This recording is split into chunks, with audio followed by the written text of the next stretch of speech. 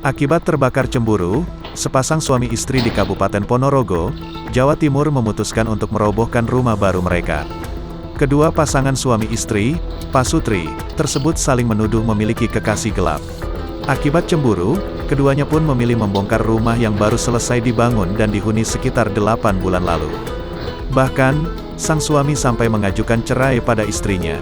Diwartakan tribunjatim.com, Rabu, tanggal 16 Februari tahun 2022, kejadian itu dialami oleh Rohani, 40, dan istrinya Sunarti, 39.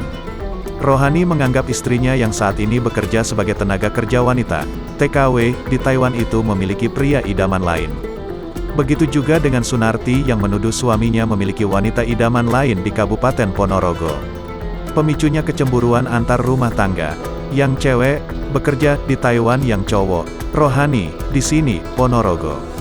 Jadi keduanya sama-sama cemburu, kata Kapolsek Sukorejo, Ibtu Syukron Mukarom, Rabu, tanggal 16 Februari tahun 2022, sebagaimana dilansir dari tribunjatim.com.